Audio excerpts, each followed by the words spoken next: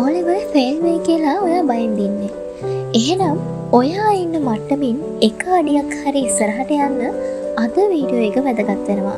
Video එක අවසන් වෙනකම්ම රැඳිලා ඉන්න කියලා මතක් කරනවා.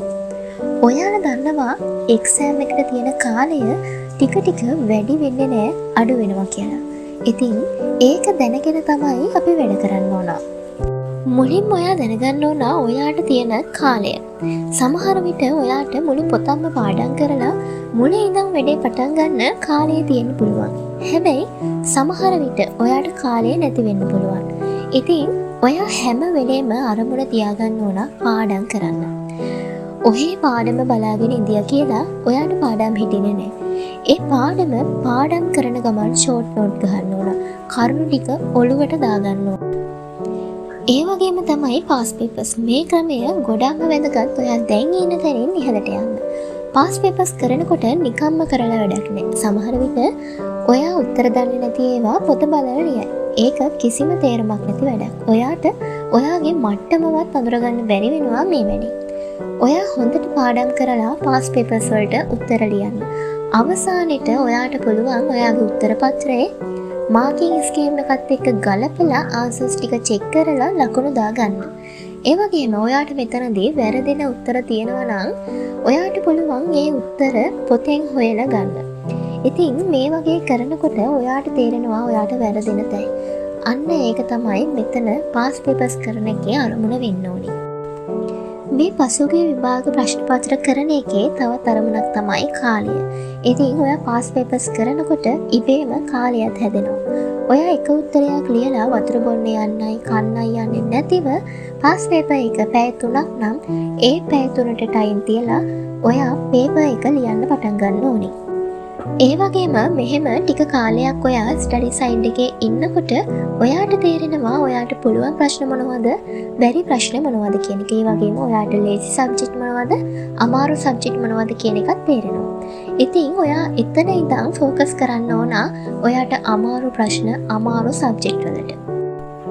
ඉතින් ඔයා ලේසි සබ්ජෙක්ට් වලට, ලේසි ප්‍රශ්න වලට අවධානය යොමු කළොත් එහෙම ඔයාගේ රිසල්ට් එකේ කිසිම වෙනසක් වෙන්නේ නැහැ. ඔයා හැම වෙලේම අවධානය යොමු කරන්න ඕනේ අමාරු සබ්ජෙක්ට් වලට, අමාරු ප්‍රශ්න වලට. ඒ වගේම තමයි ඔයාට බාධාවක් වෙන හැම දෙයක්ම මේ ස්ටඩි ටයිම් එකේදී ඈඩ් කරලා තියාගන්න ඕන.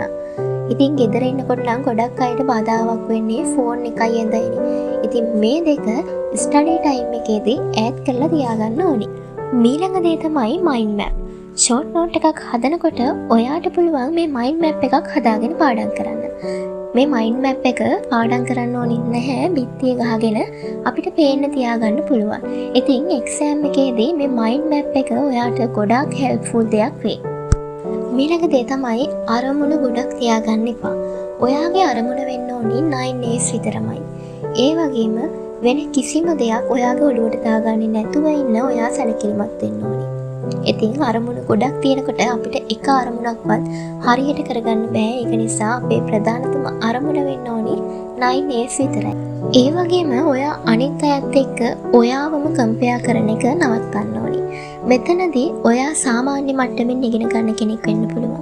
ඔයාගේ යාළුවා හොඳට වැඩ කරන කෙනෙක් වෙන්න පුළුවන්. ඉතින් මෙතනදී ඔයා එයා එක්ක කම්පෙයාර් කරන්න පෙළඹෙන්න පුළුවන්. මේකට මේ කාලය තුල යාළුවෝ එක්ක මේ දේවල් කතා නොකර ඉන්න සැලකිලිමත් වෙන්න ඕනේ. ඒ වගේම ඔයා දන්නේ නැති දෙයක් තියෙනවා නම් යාළුවන්ගෙන් අහගත්තට කමක් නැහැ. හැබැයි කම්පෙයාර් කරන්න යන්න එපා. ඒ වගේම තමයි ඔයා සාමාන්‍යයෙන් දක්ෂ කෙනෙක් වෙන්න පුළුවන්. ඔයාගේ යාළුවා අදක්ෂ කෙනෙක් වෙන්න පුළුවන්.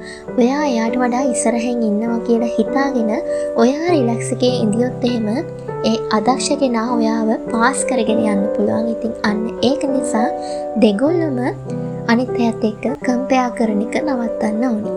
හැම වෙලේම ඔයා වැඩ කරන්න ඕනේ ප්ලෑන් එකකට. ඉතින් ඔයාට පුළුවන් ස්ටඩි ප්ලෑන් එකක් හදාගන්න ඔයාට තියෙන කාලය අනුව.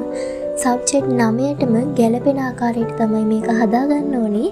අමාරු සබ්ජෙක්ට් වලට වැඩි අවධානයක් දීලා ඔයාට පුළුවන් ඔයාටම ගැලපෙන ආකාරයට ස්ටඩි ප්ලෑන් එකක් හදාගන්න. ඉතින් ස්ටඩි ප්ලෑන් එකක් හදන්න දන්නේ නැත්නම් YouTube එකේ තියෙනවා ඕනි තරම් වීඩියෝස්. ඔයාට පුළුවන් YouTube එකෙන් බලලා ඒකෙන් අදහසක් අරගෙන ඔයාට ගැලපෙන ආකාරයට ස්ටඩි ප්ලෑන් එකක් හදාගන්න.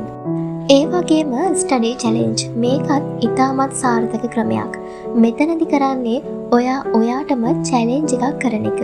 ඔයාට පුළුවන් මම අද දවසේ පැය 12ක් පාඩම් කරනවා කියලා චැලෙන්ජ් එකක් කරගන්න. ඉතින් මේ චැලෙන්ජ් එක කම්ප්ලීට් කරාට පස්සේ ඔයාට පුළුවන් ඔයා ආස දෙයක් ඔයාටම තෑග්ගක් විදිහට අරගෙන දෙන්න. ඉතින් ඔන්න ඔක තමයි ස්ටඩි චැලෙන්ජ් කියලා කියන්නේ. ඉතින් එක්සෑම් එක පාස් වෙන්න ඔයාලට මේ වීඩියෝ එක ගොඩාක් වැදගත් වෙයි.